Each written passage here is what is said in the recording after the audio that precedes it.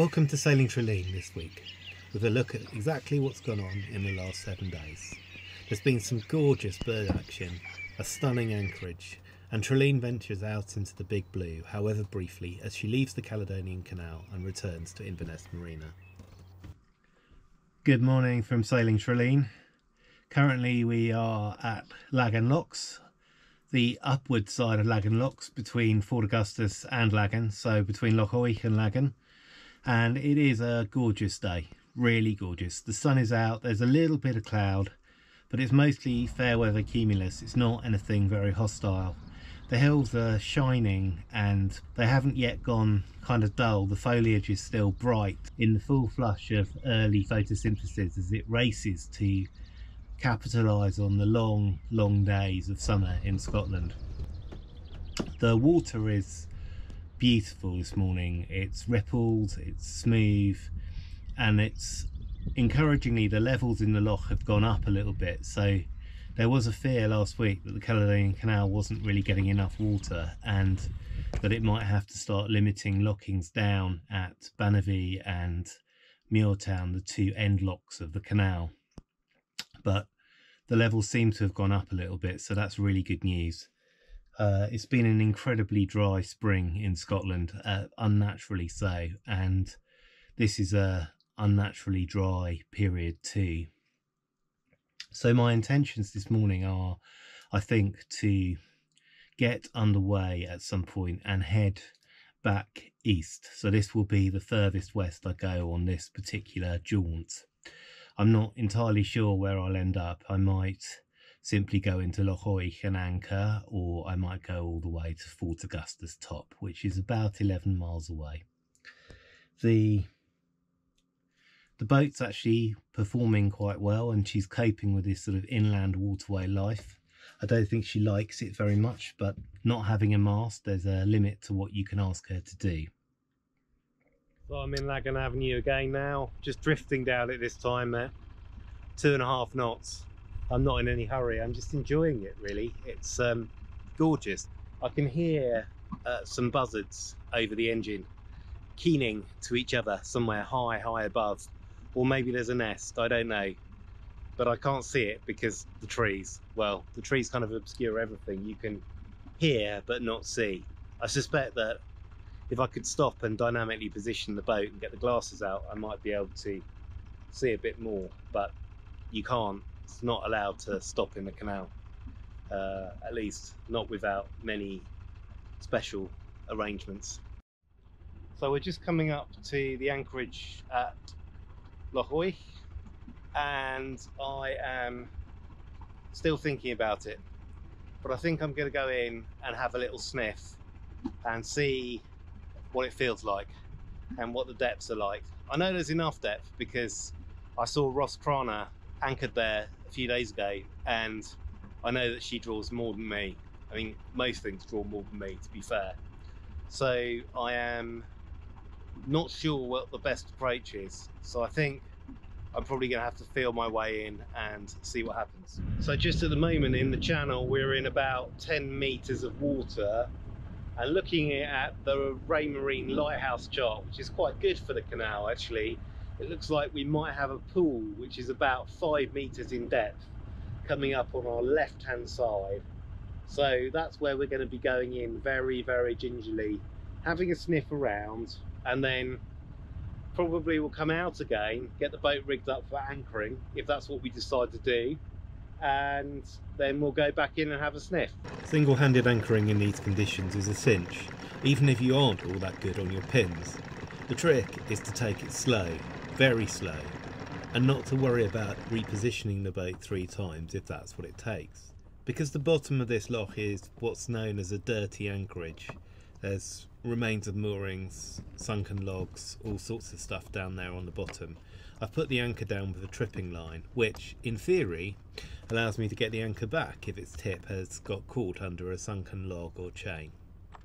So we seem to have come to a single anchor here in Loch Oich in something like 4.5–5 meters of water, just on the edge of a massive deep hole where it goes down to nearly 20 meters. And I'm just doing the thing that you always do when you anchor, which is sit and watch the boat and get a feel for her, see what's happening, see if you're happy with the anchorage. And so far it's not looking too bad, despite all the electronic wizardry of anchor alarms and stuff. There's a lot to be said for sitting and watching the boat, feeling her underneath you, just deciding whether you're actually happy in this spot or whether you'd prefer to be somewhere else. It's not the most sheltered of anchorages, but there's forecast to be very little wind tonight, so that's always a bonus. But it is gorgeous just to have the engine off and to be in the middle of nowhere, really drinking in the environment. I've said many times that Trilleen is a capsule that floats me into the wildest places, and this is one of them. I woke up at dawn. At anchor I tend to sleep in short batches so that I can keep an eye on the boat, and sticking my head out the hatch, this is what greeted me. It's an example of why Trilleen makes so much difference to my health and well-being. She lets me sit in the silence and breathe in a life with so many fewer complications and, in short, things. This sort of dawn, soaking in the coming light, surrounded by the urgent chorus of life awakening again, is one of the things that tops up my wellness and happiness bank until it is packed down and running over. I am still anchored in Loch Oich and the kettle is on, the sky is blue and the water is mirror still.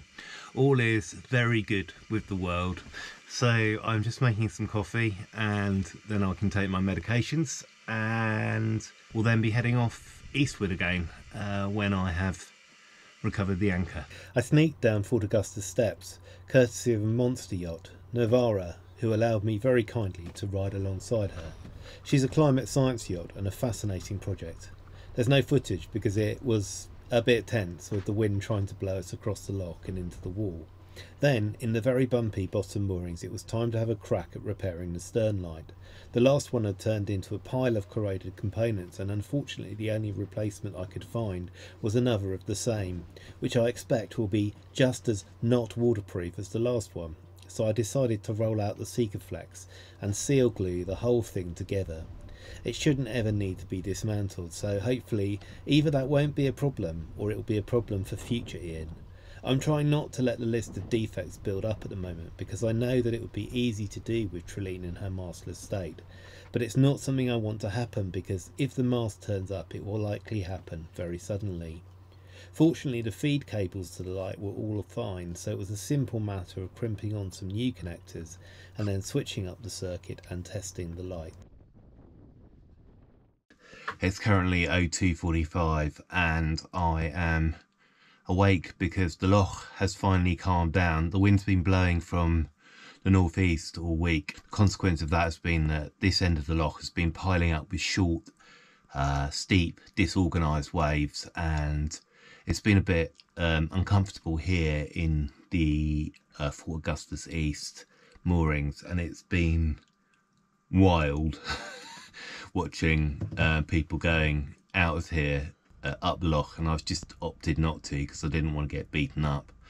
I know that as soon as you go up the loch more than a mile or two it calms down, so what I'm doing now is I'm just going to get the boat ready, get myself ready, and as soon as dawn breaks I will be slipping out of the canal and up the loch while it's still quiescent, and hopefully that way we will A, have a nice passage up the loch, and B, not get beaten up.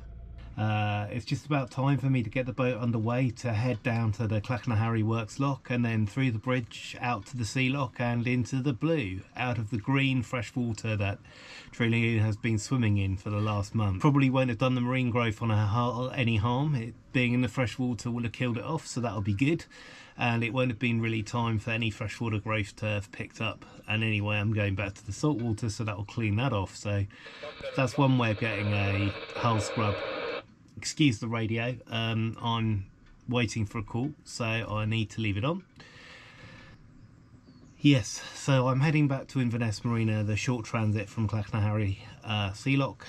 I will resume waiting for the promised arrival of the new Selden mast, which It's due to arrive at some point. We don't really know when. It's all very peculiar and no one seems to be able to tell us what's going on, which is really not very helpful. Thanks for watching this week's Sailing Trilleen. It's been great having you along for the ride. I don't know what will be happening next week. Probably some maintenance and some other things as I get the boat recovered from her experience in Loch Ness, and then we will think about what we do next. Been lovely having you. Thank you.